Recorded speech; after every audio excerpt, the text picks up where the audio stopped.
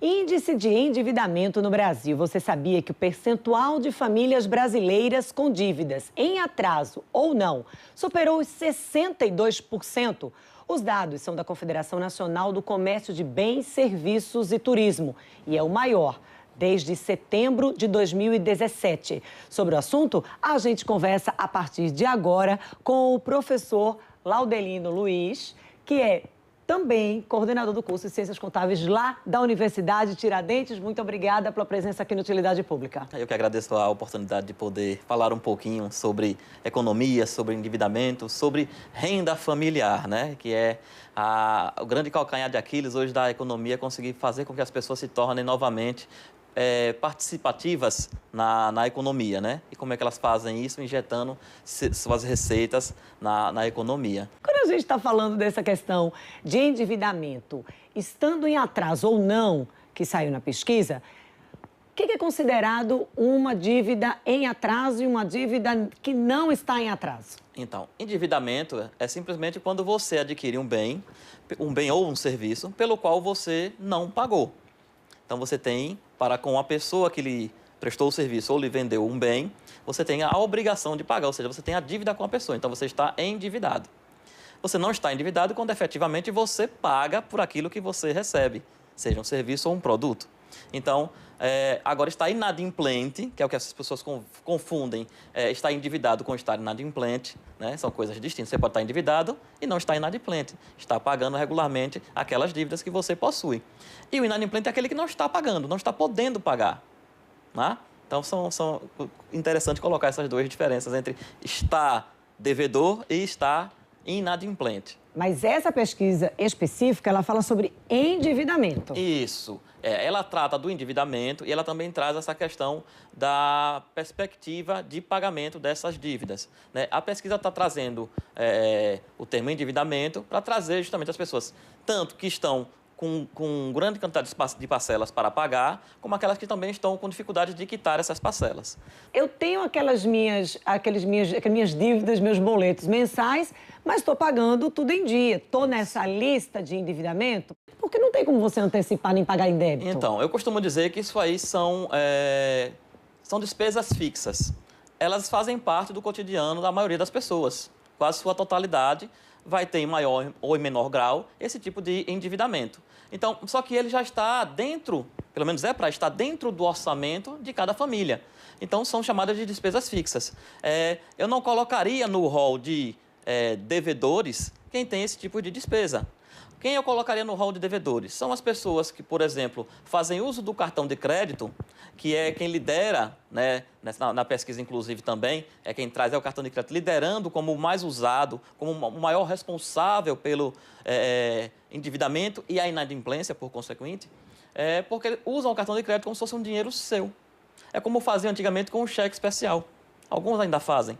Você tem aquele valor à sua disposição ali, aquele crédito à sua disposição, e você faz uso dele como se ele pertencesse efetivamente às suas receitas. Só que não é verdade, né? O que acontece?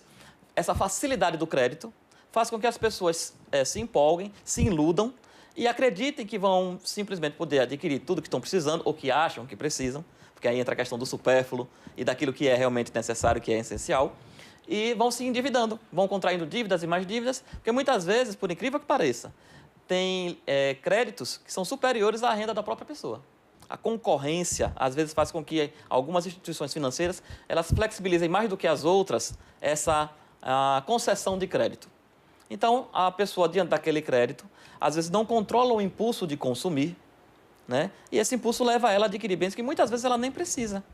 Diferente de você recorrer a um crédito para pagar uma conta de água ou de luz que, porventura, naquele mês especificamente veio acima do que costumava vir, né? Vamos dizer que, por alguma razão, o consumo aumentou, houve uma nova alíquota aplicada pelo governo e reajustou as tarifas, e aí você, dentro do seu orçamento apertadinho, ficou com dificuldade de honrar esses compromissos. E aí você recorre a esse crédito. Mas você tem que recorrer a esse crédito de forma consciente, sabendo que não é algo que vai ficar no seu cotidiano, não vai ser recorrente. Não, e lembrar que você pediu para pagar aquilo ali naquele mês. Exatamente. Mas olha, você precisa se programar, porque no mês que aquela cobrança vai chegar, virá também a outra conta. Ou seja, aquilo ali vai se acumular. Vai se acumular, vai se tornar algo cumulativo, uma bola de neve, como a gente costuma dizer, e a pessoa vai chegar um momento em que ela vai estar estrangulada financeiramente, né? Então, quanto mais dificuldade você tem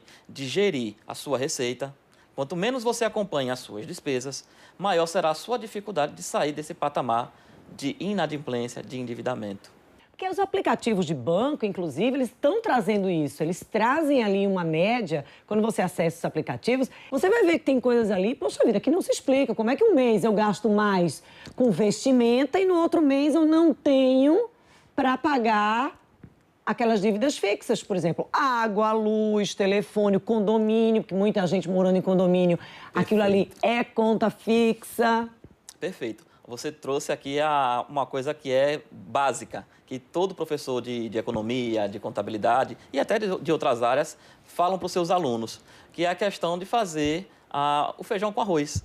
E que feijão com arroz é esse, professor? Primeiramente, é você ter disciplina, organização, né? E tendo disciplina, tendo organização, você vai ter controle. É uma conta fácil que a mamãe, que a vovó fazia lá atrás, lá no caderninho, né? Ela comprava na mercearia, comprava na bodega, comprava pequenas coisas no fiado. Anotar a quem eu vou pagar, né? E hoje meio que se perdeu isso. As ferramentas, os aplicativos estão aí, as plataformas estão aí, as próprias instituições financeiras elas estão disponibilizando essas ferramentas, mas as pessoas não fazem o uso que poderiam fazer e que deveriam fazer. Porque um acompanhamento simples de todas as receitas familiares e das despesas, e quando eu falo esse acompanhamento, eu estou falando da família toda. Não adianta o pai fazer ou a mãe fazer em separado. Faça em separado para ter o seu controle pessoal, mas vivendo em família, é interessante que todos que estão dentro no seio familiar, que tragam suas receitas e que as receitas sejam colocadas na mesa, até para planejar. Chega às férias, as pessoas querem viajar, querem se divertir, querem curtir, né, a vida. Mas muitas vezes não pensaram nisso durante o semestre, não falo nem o ano. Aí já colocou no cartão. Já colocou no cartão. Que virá junto com as dívidas mensais que as pessoas já não estão dando conta. Que não deixam de existir. Né? Você tem que ter em mente essa realidade. Qual é a minha realidade financeira?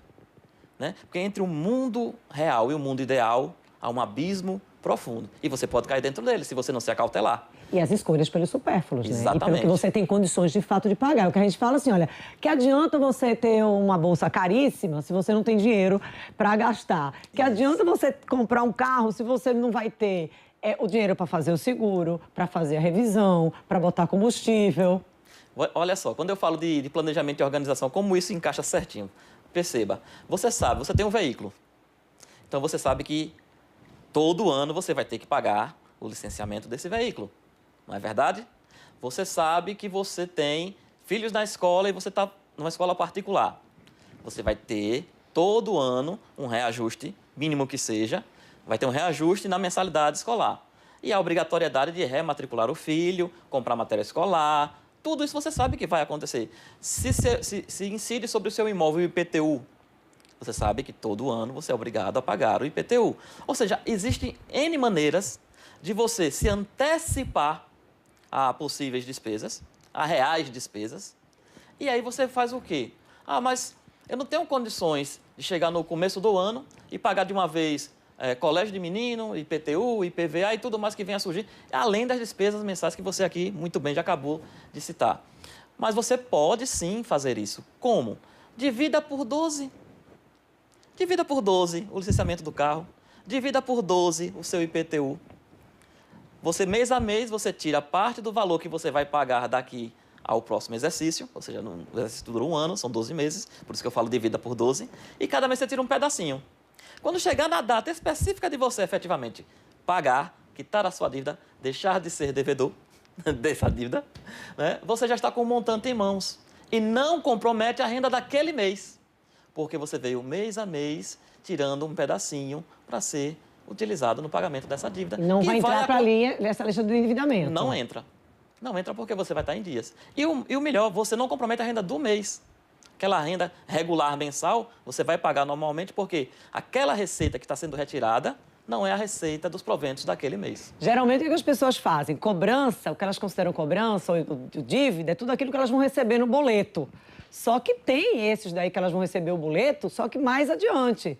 Então, assim, olha, ao invés de você estar com essa dívida, esperando essa dívida aí nesse boleto, vai fazendo o seu próprio boleto ali no caderninho.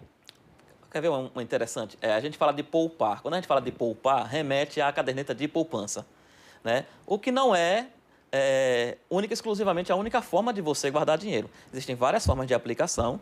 Inclusive, hoje é muito mais fácil você pegar o excedente de receita para aqueles que conseguem, né, guardar, tem essa força de vontade, esse hábito de poupar. Ele vai conseguir tirar um pedacinho da sua receita e vai poupar. E quando eu falo poupar, eu estou me referindo a todas as formas possíveis de fazer o dinheiro render. Mas vamos pegar a poupança, que é a que rende menos e é 100% segura. 99% segura, né? Mas eu vou pegar a poupança porque eu estou pensando na população que ganha até 5, 6 salários mínimos. Não que não possam poupar, investir de forma diferenciada, mas a poupança geralmente é a primeira. Então, vamos pensar nesse mês a mês que eu lhe falei, de você pegar as suas despesas, que acontece uma vez por ano, e sair dividido por 12. Cada pedacinho desse que você tirar, você não vai deixar ele ocioso. Procure investi-lo. Aí eu falei poupança porque não é um investimento de risco. Para os investimentos E é uma forma mais fácil e mais acessível para todo mundo. E você vai estar lembrando que você vai estar tirando um dinheiro de algo que especificamente você não vai poder mexer para comprar roupa, comprar sapato, para ir ao cinema, para viajar.